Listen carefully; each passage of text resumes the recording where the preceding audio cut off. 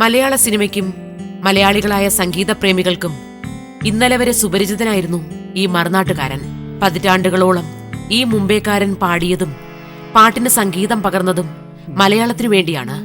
ഇവിടെ ഒരുപാട് ആരാധകർക്ക് നടുവിലായിരുന്ന കലാകാരൻ ഇപ്പോഴിതാ ആളും ആൾക്കൂട്ടവുമില്ലാതെ ഒറ്റപ്പെടലിന്റെ വേദന അനുഭവിക്കുകയാണ്. അറിയുമോ ഈ സംഗീതജ്ഞനെ, ബോംബെ എസ് കമാലിനെ? ഇല്ല, മറക്കാനാവില്ല സംഗീത ലോകത്തിന് കമാലിനെ, അദ്ദേഹത്തിന്റെ പാട്ടുകളെ.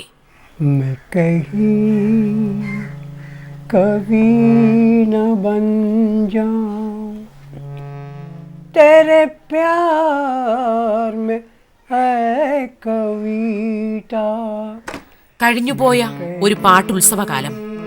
വേദനകളിലും ഈ സംഗീതജ്ഞന്റെ ഓർമ്മകളിൽ തിരയിളക്കുന്നത് അതുമാത്രമാണ്. ചെറുപ്പത്തിൽ തന്നെ എനിക്ക് പാട്ടിന് കമ്പായിരുന്നു, പാടാറുണ്ടായിരുന്നു. വയലിൽ കിട്ടാനുള്ള പാട്ടുകൾ പാടാം. അങ്ങനെ ഐ വാസ് വെരി യങ്, അതായത് ഒരു 7 വയസ്സ് 6 വയസ്സ് ആ ഒരു കാലഘട്ടം.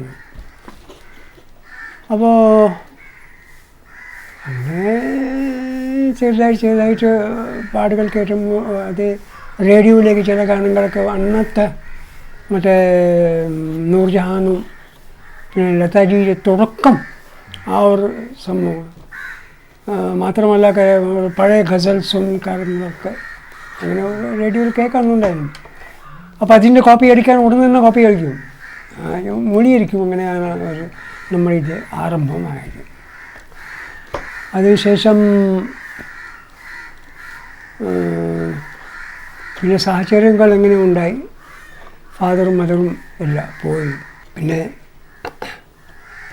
അവിടെ മാമാടെ സംരക്ഷണത്തിൽ കുറച്ച് കാലം അവിടെ കഴിഞ്ഞുകൂടി.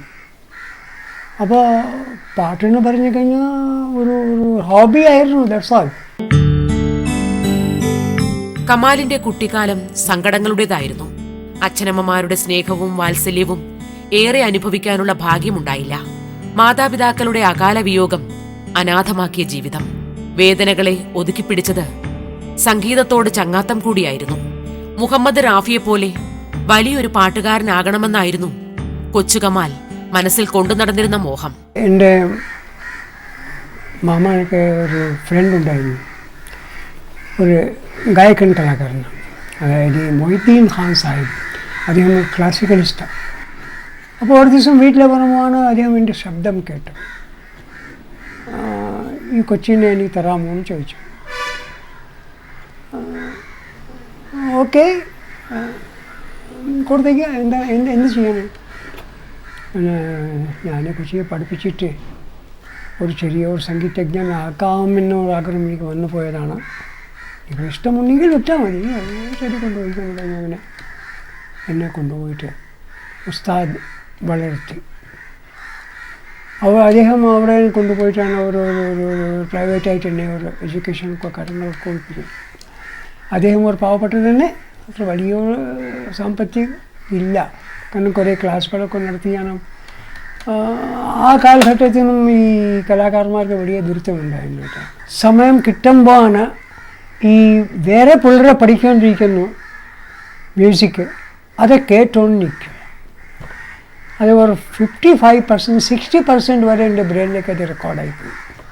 ഒരു സോങ്, ഓരോ സോങ്ങിൻ്റെ രാഗം, അത് താളത്തിൻ്റെ ഓരോ സംഗതികളൊക്കെ പറഞ്ഞിട്ടാണ് അങ്ങനെ അവരെങ്ങനെ പഠിപ്പിച്ചിട്ട് റെഡിയാക്കി. പിന്നെ ഇൻട്രസ്റ്റ് കണ്ടിട്ടാണ് പുള്ളി പറഞ്ഞ ശരി, ഇപ്പോൾ ഒരു കാര്യം ചെയ്യും, ഡെയിലി അരമണിക്കൂറിന് എന്നോട് പഠിച്ചാൽ മതി. അങ്ങനെ കുറേ കാലം അങ്ങനെ പഠിച്ച് സ്റ്റേജിലേക്ക് കയറി.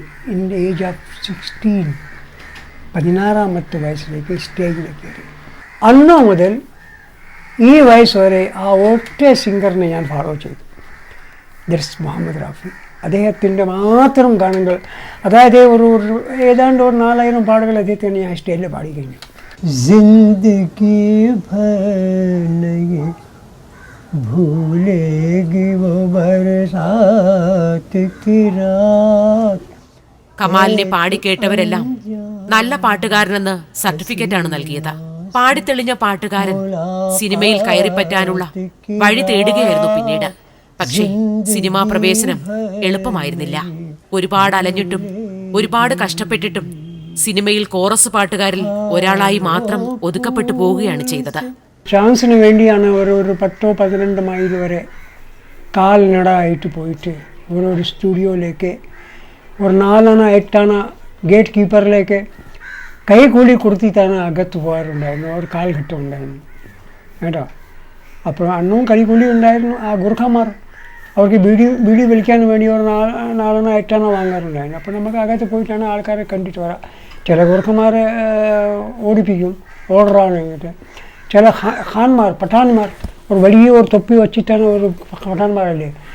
അപ്പോൾ ബോംബെയിലേക്ക് മിക്കവാറും ഒരു സ്റ്റുഡിയോനകത്ത് ഗുർഖയും പഠാൻ മാത്രം ഉണ്ടായിരുന്നു, ഗേറ്റ് കീപ്പേഴ്സ്, ഗേറ്റിലേക്ക് നിൽക്കാൻ. അപ്പോൾ ആരും വിടത്തില്ല.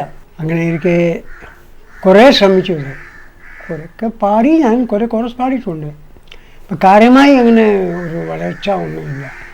പിന്നെ റാഫി സാഹിബിൻ്റെ ഏകദേശം ഒരു ശബ്ദത്തിൻ്റെ ഒരു സാമ്യം കിട്ടിയത് കൊണ്ടാണ് ഉള്ളത് ചാൻസ് പോയി. കാരണം നോബഡി പറയാൻ റാഫി സാഹിബുണ്ട്, റാഫി സാഹിബ് മതി.